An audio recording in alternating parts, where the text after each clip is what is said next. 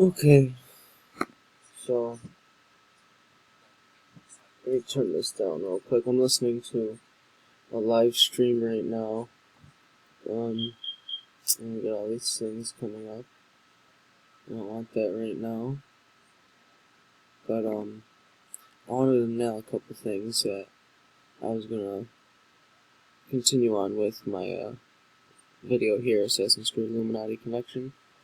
And I just wanted to point out a few things, because like I said, there's a few more things I wanted to connect with that. If you watch the first one, this person right here is supposedly a person that came before human creation. Her name is Minerva. But, hold on 2 seconds. This is being pretty outrageous. So, I want to get down to it though.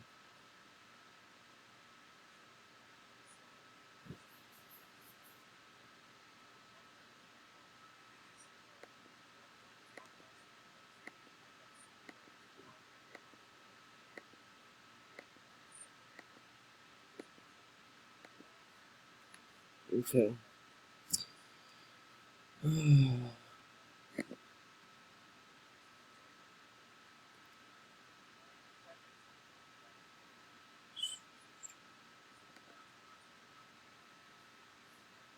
So they have Assassin's Creed, Assassin's Creed 2, Assassin's Creed Brotherhood. This is the main games that goes in order. Revelations, Assassin's Creed 3, Black Flag, and they all take times during different places in human history. Assassin's Creed Rogue, Unity, Syndicate, and Origins, which is coming out, I believe this year. Yeah, next month, I think. May 2017. Which that one looks pretty interesting to look at already, seeing as the only thing that's been released is like a trailer about it. Right here. This is actually what I was looking for. This is the time periods that the games take place during. I'm not going to go through the exact years because it doesn't say right on here, but you could get a general idea of what years it was.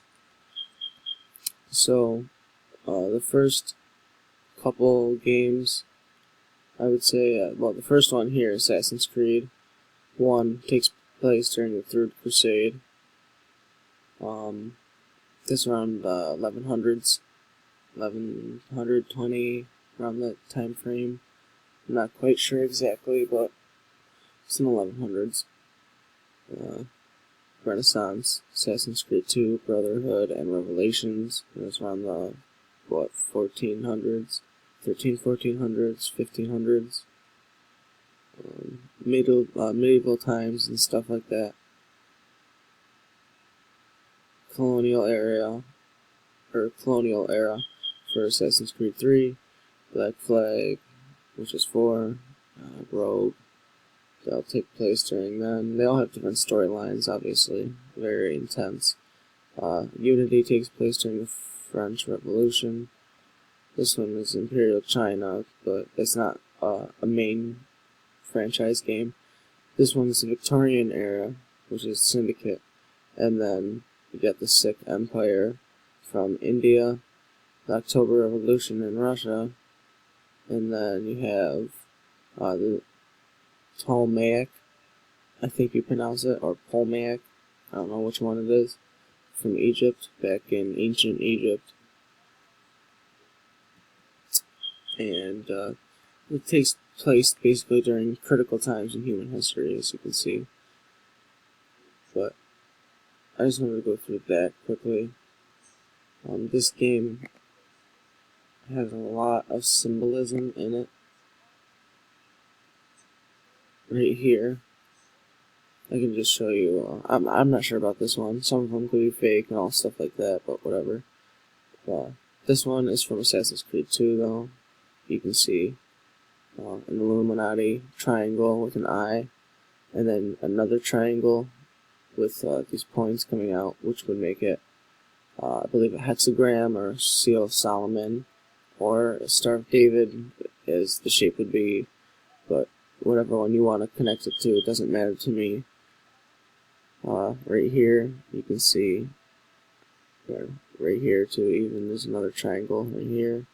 But in here you can see this is the Abstergo sign, another triangle. This is, you can't really see it too well, but this is the Eye of Ra, I believe. But right here is Abstergo, and that's your enemy in the game Assassin's Creed in modern times. That's what their cover agency is called. This is basically the Templars in new modern terms. As you can see, the all-seeing eye triangle resemblance. The assassins, this is their symbol in the game, and they all have, you know, creeds and stuff like that, whatever. But you can see the similarities between the assassin sign and the Freemason logo. This symbol right here is in the game Assassin's Creed 2. That you're basically like going through the game, sort of like a puzzle. But you find these symbols in various spots in the game. I'm gonna go down a little more if this decides to work. Right here you find, I think this is in the first Assassin's Creed, you see this symbol on the floor, and that's, you know, the all-seeing eye with the you know, pyramid and all that, which is, you know, the same thing as this. This one, a little interesting. Oh, I went down way too far. Oh, there's this symbol too, right here. I think that's Omega, is what it means. I'm not 100% sure, but I believe that's what it means.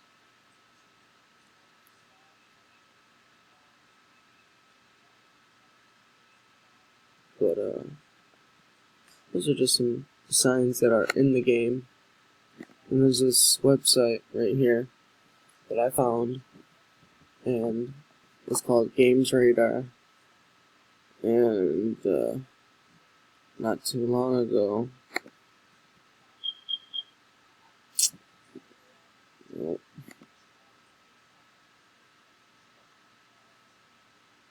it came out with this on May 7th, 2017.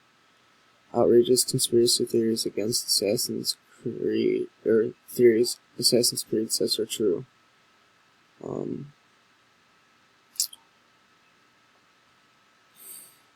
This I'm going to read real quick because it just explains a little bit. With the potential Egyptian set Assassin's Creed Origins rumored to be on the way, it's time to look back at all the ridiculous ways the series has altered history so far. The thing is, if you didn't know any better, you might think that the Assassin's Creed series is about visiting historical eras, seeing the past come to life, meeting famous figures, and stabbing them in the face, but that's only half the fun. In addition to focusing on the lives of various assassins, members of a secret society with a fondness for running up the walls, and a deep hatred of mandolin players. The story also shows the profound effect assassins and their Templar nemesis have had on humanity. There's a secret war fought in the shadows with vast impacts on the world at large.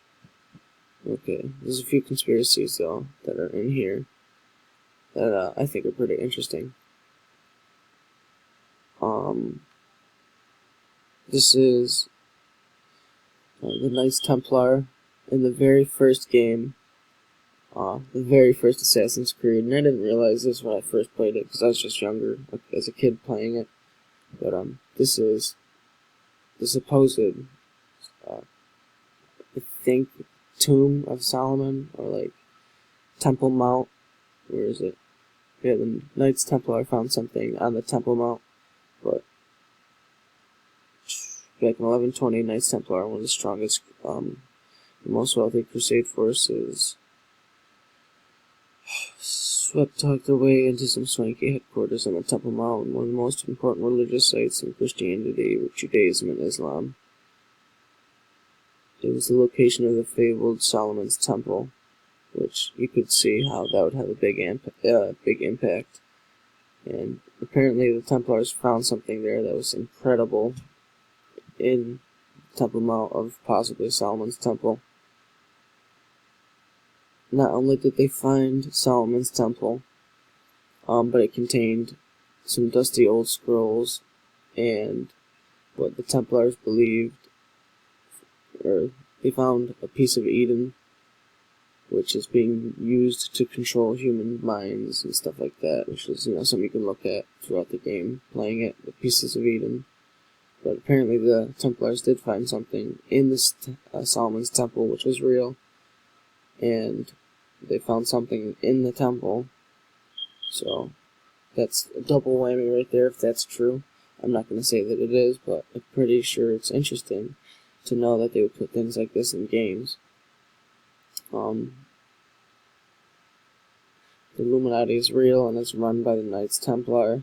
Well, the Illuminati is real, and it actually makes a reference to it right here. And what is it? It was a Bavarian Illuminati, which was made by a guy named Adam Weishaupt. It was stamped out in 1785 because it was against religion or something like that, what the Pope believed or something, so they wanted to stamp it out. But they just basically split up into different nefarious groups and stuff like that.